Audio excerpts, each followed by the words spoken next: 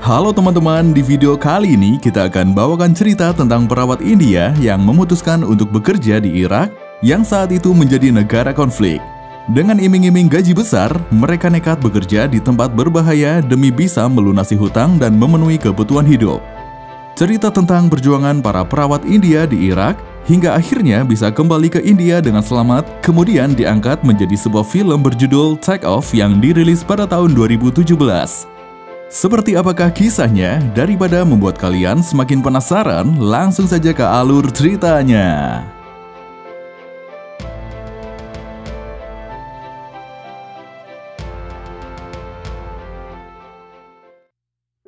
Film dimulai dari negara Irak yang saat itu kekurangan tenaga medis yang berkualitas, sehingga Irak melakukan program pengiriman tenaga medis dari negara lain. India menjadi salah satu negara sahabat Irak pun berpartisipasi dalam program tersebut. Dengan tawaran gaji besar, para dokter dan perawat di India sangat antusias mendaftarkan diri untuk bisa bekerja di Irak. Padahal saat itu Irak masih dalam kondisi konflik perang. Seorang perawat bernama Samira terlihat mendaftarkan dirinya. Saat tengah mengantri mendaftar, dia melihat Sahid, rekan kerjanya di rumah sakit juga ada dalam antrian. Ketika giliran Samira maju ke petugas, lamarannya langsung ditolak karena Samira tidak mencantumkan sertifikat perawatnya. Dia sudah mencoba mencari ke tasnya, tapi tidak ditemukan. Samira kemudian menelpon ke rumah sakit agar dikirimkan kopian sertifikatnya. Namun rumah sakit baru bisa mengirim besok. Di tengah kebingungan itu, Sahid datang menghampiri. Dia memberitahu agar Samira coba menggunakan sertifikat pengalaman kerjanya di PMI Arab Saudi. Samira kemudian menelpon anaknya yang bernama Ibrahim atau Ibru untuk mengirimkan file sertifikatnya. Setelah mendapatkan file sertifikat itu, Samira langsung mencetaknya. Akan tetapi, ketika diserahkan, petugas masih menolaknya dengan alasan pengalaman kerja Samira belum memadai. Samira pun langsung marah mendengar hal itu.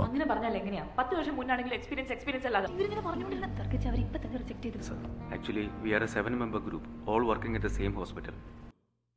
Lalu Sahid dengan baik-baik menjelaskan pada petugas bahwa dia dan 7 perawat lainnya termasuk Samira berasal dari rumah sakit yang sama. Mereka bisa bekerja sama dengan baik nanti saat di Irak. Akhirnya Samira pun berhasil lolos. Mereka akan berangkat ke Irak 6 bulan lagi. Hari itu selesai bekerja di rumah sakit, sahabat Samira yang bernama Jinki berkata kalau sepertinya Sahid memiliki ketertarikan pada Samira. Dia juga berkata bahwa alasan Sahid mendaftar bekerja ke Irak juga karena Samira mendaftar ke sana. Mendengar itu, Samira malah marah kepada sahabatnya. Samira memanglah seorang wanita yang keras dan serius. Tak lama kemudian, Samira kembali marah-marah. Kali ini karena pembagian shift kerja yang tidak adil. Dia pun langsung menemui dokter kepala tanpa peduli saat itu masih ada pasien yang sedang diperiksa. Sahid hanya diam memperhatikan apa yang dilakukan Samira.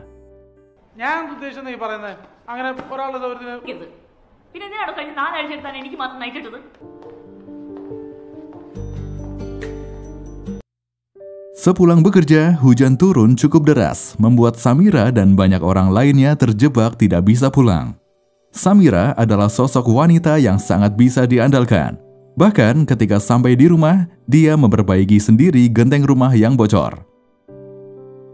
Di luar rumah, ayah Samira terlihat sedang mengobrol dengan pamannya. Pamannya membujuk agar ayah Samira menjual tanah padanya, daripada membiarkan Samira yang sudah janda pergi bekerja jauh di Irak. Mendengar pembicaraan itu, Samira keluar menunjukkan semua surat hutang keluarganya.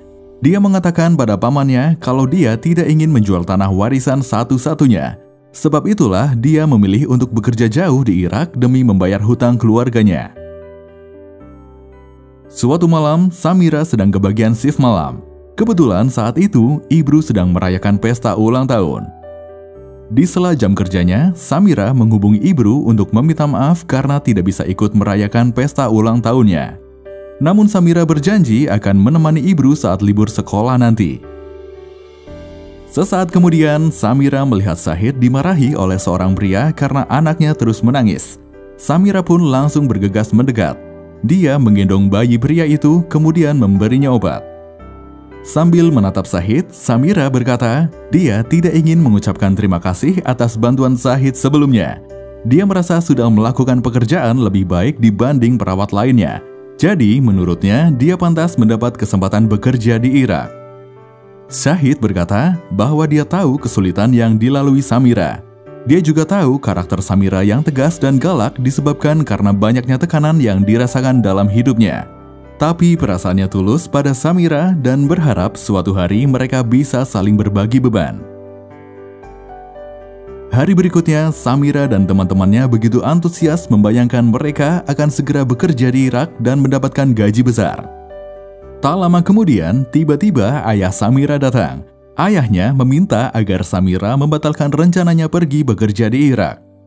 Sembari menunjukkan sertifikat rumah, ayahnya juga berkata bahwa dia tidak akan menjual rumah dan akan mencari cara lain untuk melunasi hutang keluarga mereka.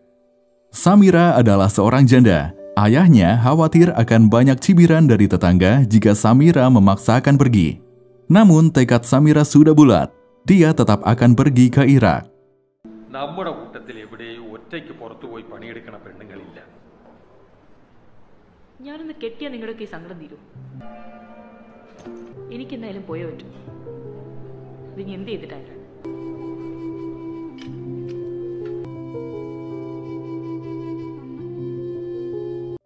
Kepikiran dengan perkataan ayahnya, hari itu Samira menemui Syahid. Dia menanyakan apakah Syahid benar-benar serius dengannya. Jika memang benar serius, dia meminta Syahid agar segera melamarnya. Sehingga ketika berangkat ke Irak nanti, dia sudah memiliki seorang suami yang menemani. Syahid merasa senang, namun juga masih tidak menyangka dengan apa yang Samira katakan. Singkat cerita, akhirnya Syahid dan Samira pun menikah. Mereka terlihat bahagia menjalani hari-hari bersama. Suatu ketika, Samira menelpon Ibru. Namun Faisal, mantan suami Samira, langsung mengambil telepon yang Ibru pegang. Samira kemudian meminta tolong kepada Faisal agar mengantarkan Ibru ke Irak saat libur sekolah nanti.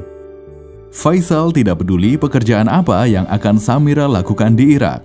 Namun bagi Faisal, membawa anaknya ke negara konflik adalah sebuah ide gila. Menyadari istrinya sedang sedih, saat sebelum tidur, Syahid mengatakan pada Samira bahwa semua akan baik-baik saja. Bagaimanapun caranya, dia akan mengusahakan agar Ibru bisa ke Irak. Syahid juga tidak keberatan harus berpura-pura menjadi teman saat Ibru berkunjung. Tak lama kemudian, Samira positif hamil anak Syahid. Samira pun jadi makin bingung karena sebentar lagi dia akan berangkat ke Irak. Namun hal yang lebih penting dari itu, Samira tidak mau Ibru mengetahui tentang kehamilannya. Mereka kemudian pergi ke dokter kandungan. Awalnya, Samira berencana untuk menggugurkan kandungannya. Akan tetapi, Syahid tidak setuju. Terjadilah perdebatan antara Samira dan Syahid yang membuat dokter meminta mereka untuk pulang lebih dahulu dan kembali lagi jika sudah ada keputusan. Samira yang marah-marah menolak untuk pulang bersama dengan Syahid.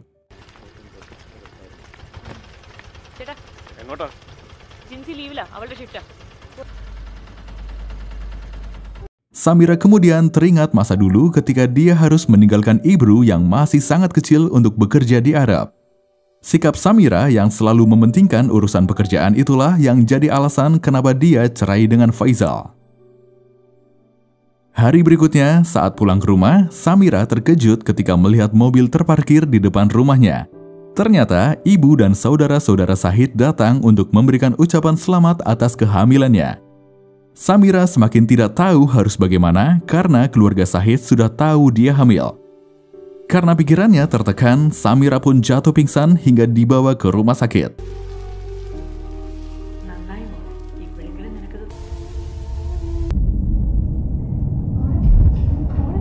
Dokter memberitahu agar Samira tidak lagi meminum obat penenang.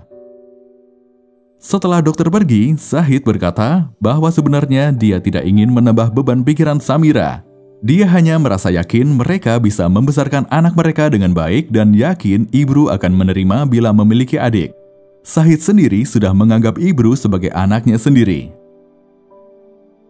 Tak terasa, waktu keberangkatan ke Irak pun tiba. Sesampainya di bandara Irak, mereka dijemput oleh utusan dari pemerintah yang bernama Yusuf.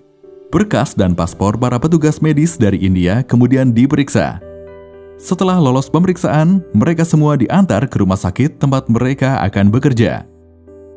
Sepanjang perjalanan, mereka dikawal oleh pasukan bersenjata. Saat itulah mereka mungkin baru menyadari betapa bahaya tempat yang mereka datangi. Melihat kecemasan mereka, Yusuf memberitahu bahwa mereka tidak perlu cemas karena mereka adalah pekerja di bawah pemerintah Irak. Jadi sudah kewajiban pemerintah Irak untuk melindungi mereka. Selanjutnya, mereka dibawa masuk ke wilayah Tikrit. Yusuf meminta semua perawat perempuan untuk menutup kepalanya karena Irak merupakan negara Islam. Setelah menempuh perjalanan cukup lama, mereka pun sampai di rumah sakit Tikrit. Di sana, mereka harus langsung bekerja karena banyaknya pasien yang datang dengan luka parah. Melihat perawat lokal yang bekerja asal-asalan, Syahid memarahi mereka. Samira pun sama marahnya ketika melihat kerja para perawat lokal. Dia mencoba menegur menggunakan bahasa Arab yang cukup dia kuasai. Saat melihat pasien yang ditangani, Samira menyadari luka pasien bukanlah luka kecelakaan biasa, akan tetapi luka akibat bom. Tiba-tiba seorang dokter datang menghampiri mereka. Dokter bernama Torik itu berterima kasih karena perawat India ternyata memiliki standar perawatan yang lebih baik daripada staf medis lokal. Malam harinya, Dr. Torik dan istrinya mengajak Samira dan Syahid keliling kota Tikrit. Dr. Torik memberitahu bahwa dirinya dari Libya. Setelah menikah dengan istrinya, yaitu Dr. Nafisa, dia memutuskan untuk mengabdikan diri di Irak. Di tengah perjalanan kembali, mobil mereka diberhentikan oleh tentara Irak yang ingin memeriksa identitas mereka. Tentara Irak menyadari kalau Dr. Nafisa adalah suku Yazidi. Di Irak, suku Yazidi dianggap sebagai budak. Jadilah tentara Irak itu menyuruh Dr. Nafisa keluar. Seakan sudah sering terjadi, Dr. Torik langsung turun dari mobil lalu memberikan sejumlah uang pada tentara Irak agar tidak membawa Dr. Nafisa.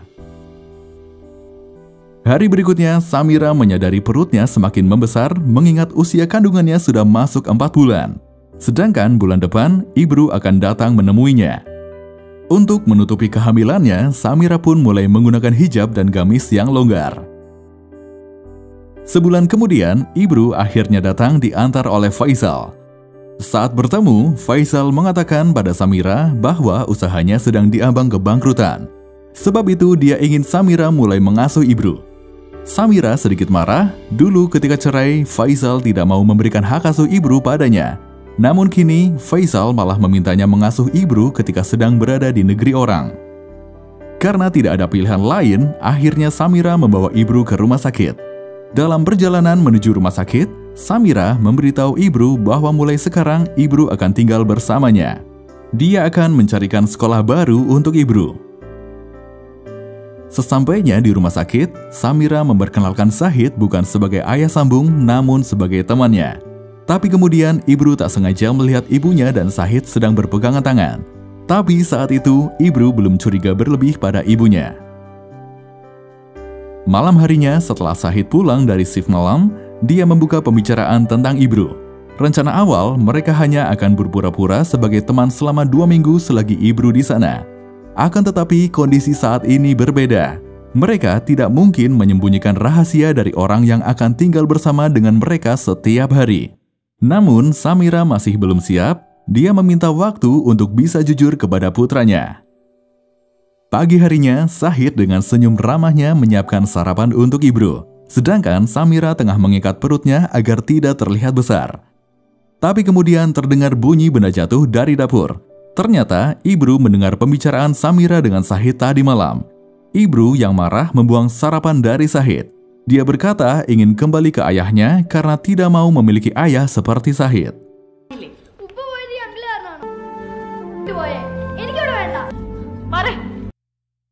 Setelah mengatakan hal itu, Ibru langsung kabur keluar dari rumah sakit. Samira mencoba untuk mengejarnya namun sulit karena perutnya yang membesar. Untung saja tentara yang berjaga di sekitar rumah sakit tidak membiarkan Ibru lewat. Ketika Ibru melihat kerusuhan di luar batas rumah sakit, dia merasa takut dan langsung berlari kembali ke Samira.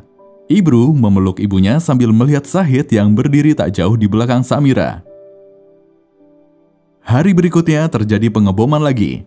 Karena fasilitas rumah sakit tidak selalu memadai, ada beberapa pasien yang dirujuk ke rumah sakit lain yang lebih besar di Mosul.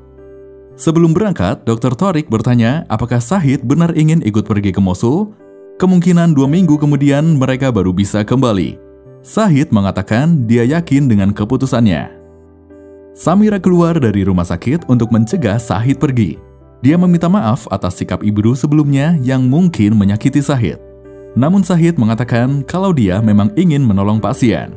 Shahid hanya berharap setelah dia kembali, Ibru sudah mau menerimanya. Setelah Shahid pergi, Ibru menyusul ibunya keluar. Dia meminta maaf karena telah berkata kasar pada Samira dan Shahid. Malam itu Samira terbangun karena mendengar ada keributan di luar.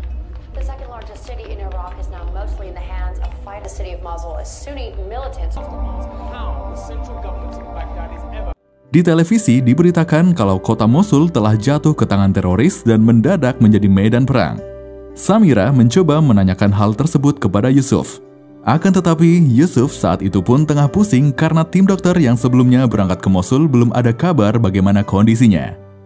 Yusuf menjelaskan bahwa kota Mosul sudah jatuh ke tangan teroris. Itu berarti tidak ada lagi pemerintahan Irak di sana. Hanya ada 2 pilihan, yaitu menunggu atau meminta bantuan kepada Kedutaan Besar India. Hari selanjutnya, Samira mendatangi kantor Kedutaan Besar India di Irak untuk minta tolong mencarikan Shahid. Karena Samira tidak henti memohon, Kedutaan Besar India yang bernama Manoj menghadapi Samira langsung dan memintanya untuk melihat bahwa banyak orang lain yang juga datang dengan kasus yang sama dan mereka sudah pasti akan mengusahakannya. Body പോലും വിട്ടുകിട്ടാൻ വേണ്ടി ഞങ്ങൾ പാടും. നേരെ ചെന്നങ്ങ് രക്ഷിക്കാനത് ഇന്ത്യ അല്ല.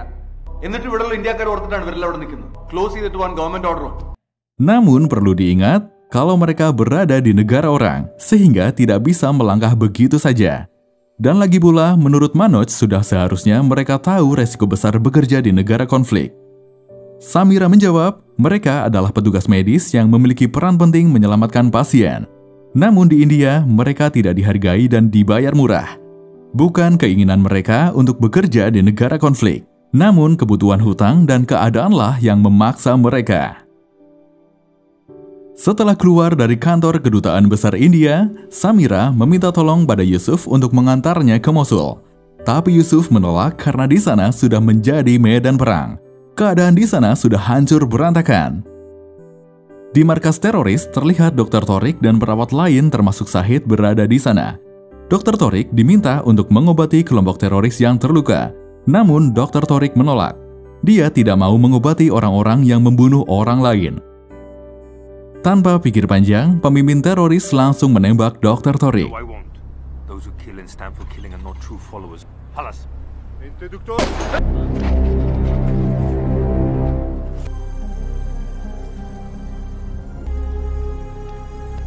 Shahid memberi kode pada Dr. Nafisa untuk tidak bergerak. Selanjutnya, kelompok teroris memeriksa semua identitas mereka. Orang-orang yang berasal dari suku Yazidi, termasuk Dr. Nafisa, diminta masuk ke dalam mobil box kemudian ditembaki. Sementara itu, Samira dan Yusuf yang sedang dalam perjalanan kembali ke rumah sakit, dihentikan oleh tentara teroris. Yusuf yang mencoba kabur langsung ditembak, sedangkan Samira menunjukkan identitas perawatnya.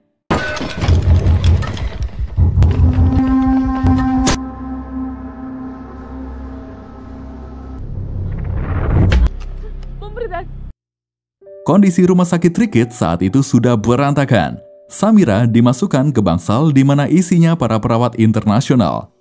Lalu Jinki memberitahu kalau perawat dan juga dokter lokal semua telah habis dieksekusi. Samira kemudian menanyakan keberadaan Ibru. Untung saja Ibru masih selamat. Di sisi lain, Shahid sedang disibukkan dengan merawat para tentara teroris yang terluka. Saat itu, salah satu tentara teroris yang kondisinya kritis terus mengerang mengatakan ingin kembali kepada ibunya.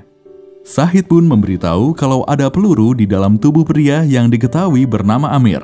Hanya dokterlah yang bisa mengeluarkannya. Shahid bertanya, sebenarnya apa tujuan pimpinannya melakukan teror? Amir menjawab bahwa mereka hanya berjuang di jalan Islam. Shahid pun berkata, dia juga Islam tapi tidak pernah diajarkan untuk menyakiti orang lain. Dan lagi pula, mereka sekarang adalah sesama orang Islam. Amir tak menjawab apapun, namun dia memohon untuk diselamatkan agar bisa kembali ke rumah menemui ibunya. Sahid lalu berkata bahwa ada satu orang dokter yang bisa menolong, tapi dia ingin Amir membantunya membebaskan Dr. Nafisa. Di tempat lain terlihat Manoj mendatangi posko kesehatan. Di sanalah dia melihat beberapa orang India yang selamat termasuk tim medis di rumah sakit Rikit. Perawat yang selamat mengatakan kalau semua timnya telah mati. Sesaat kemudian, Manoj mendapat telepon dari Samira yang memberitahukan kalau rumah sakit sudah dikuasai teroris. Ada 24 perawat internasional yang selamat berkumpul di bangsal rumah sakit. Mendengar itu, Manoj memintanya untuk bersabar sampai bantuan datang. Malamnya, tiba-tiba pintu bangsal digedor yang membuat mereka semua takut.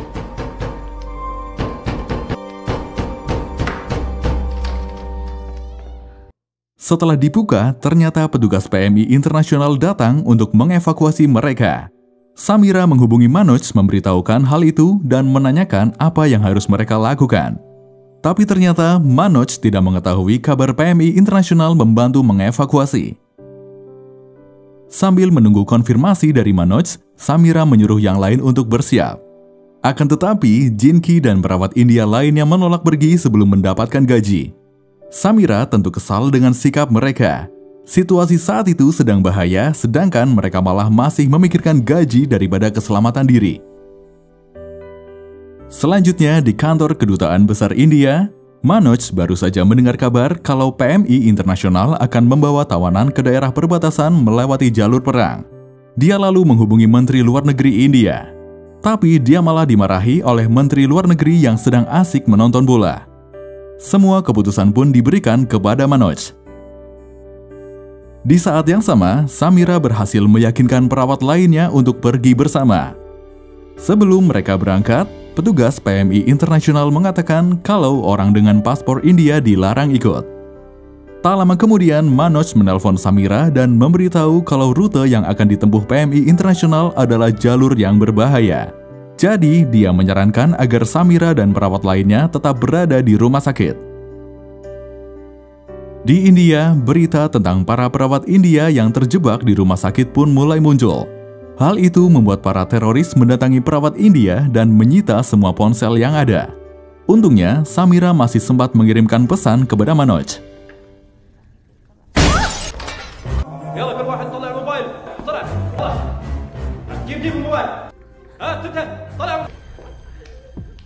Esok harinya, Menteri Luar Negeri India tiba di Irak menghampiri Manoj.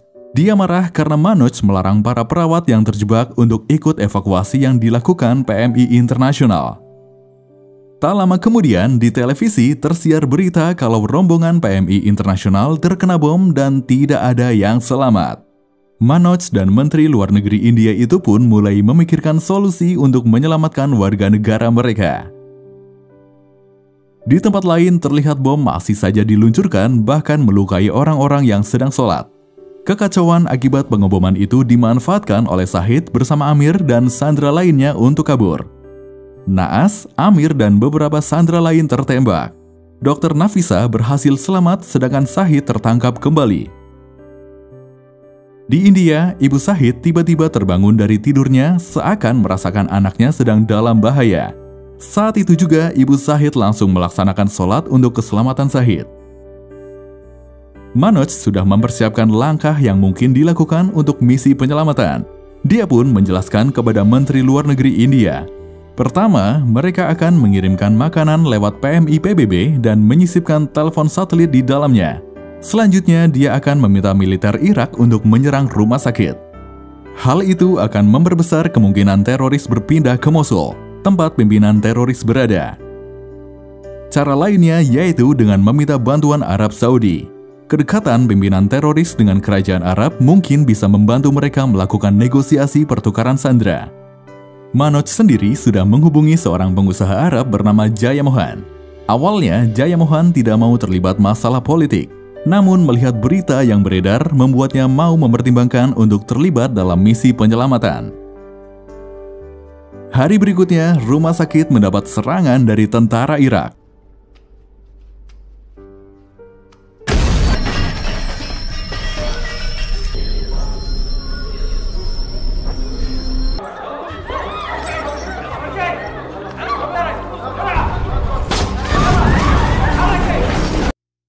Selanjutnya, helikopter PMI PBB datang membawakan makanan untuk para sandera. Setelah teroris memberikan boks makanan itu pada para sandera, para perawat menyadari ada telepon satelit di dalamnya. Samira pun langsung menghubungi Manoj menggunakan telepon tersebut. Saat itu, Manoj memberitahu bahwa mereka semua harus mengaku sebagai orang Islam dan menyimpan semua atribut keagamaan lain. Semua kartu identitas dan paspor juga harus dibakar. Samira, satu-satunya perawat yang beragama Islam, diminta untuk mengajari caranya sholat dan berdoa. Sementara itu, pemerintah India yang sudah mengetahui rencana Manoj ternyata tidak setuju. Pemerintah ingin mengirim tim militer khusus untuk melakukan misi penyelamatan. Manoj tidak mendengarkan pemerintah India. Dia berkata bahwa dia yang akan bertanggung jawab untuk semuanya. Perkiraan Manoj benar. Teroris hendak membawa seluruh sandera ke Mosul. Sesaat setelah meninggalkan rumah sakit, bom langsung menghancurkan bangunan tersebut.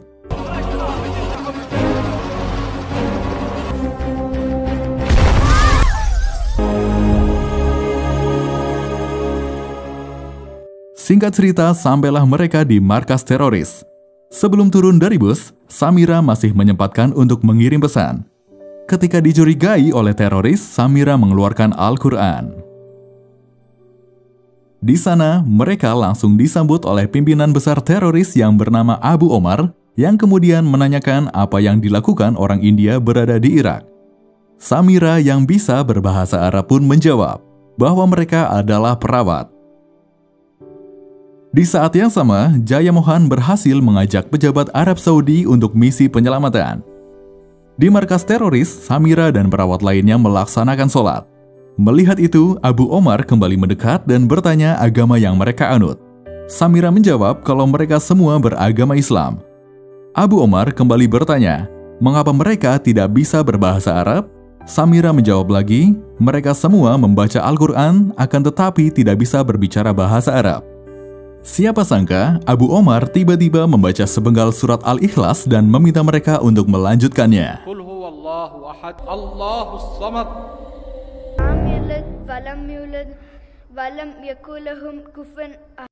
Suasana tegang begitu terasa ketika semua orang terdiam. Tiba-tiba, Ibru melanjutkan bunyi surat tersebut yang membuat Abu Omar tidak lagi mencurigai mereka. Karena itulah, mereka akhirnya diperlakukan dengan baik, diberi makan, bahkan ponsel mereka dikembalikan. Samira kemudian menelpon Manoj memberitahukan kondisi mereka. Ketika menanyakan rombongan Syahid, Manoj mengatakan kalau rombongan Syahid tidak ada yang selamat. Samira tak kuasa menahan sedih dan tangisnya. Hari berikutnya, Samira dan Ibru dibawa keluar. Rupanya, Abu Omar melihat Samira menangis sehingga mengizinkan untuk mencari suaminya. Di salah satu tempat, para sandera termasuk Syahid terlihat menggali lubang kubur untuk diri mereka sendiri sebelum dieksekusi. Saat itulah Samira datang dan melihat Syahid masih hidup. Di perbatasan Kurdistan, Manoj sedang menunggu rombongan sandera datang. Tak lama kemudian, bus kelompok mujahidin yang membawa rombongan sandera pun terlihat. Para sandera diturunkan, begitu juga tas mereka. Sempat sebuah kalung salib keluar dari tas mereka. Untungnya, Jinki berhasil menutupinya dengan koper sebelum sampai terlihat. Ketika melihat Samira keluar bersama Syahid, Manoj merasa terkejut sekaligus lega karena mereka selamat. Misi penyelamatan itu pun sukses dilaksanakan. Pada 5 Juli 2015, semua perawat India berhasil keluar dari Irak berkat bantuan pemerintah Arab Saudi, militer Irak, serta kedutaan besar India yang ada di Irak. Setelah kejadian itu, Samira masih melanjutkan profesinya sebagai perawat. Seperti itulah kisah tentang para perawat India yang memutuskan untuk bekerja di Irak yang saat itu menjadi negara konflik. Terima kasih dan sampai jumpa di alur cerita selanjutnya.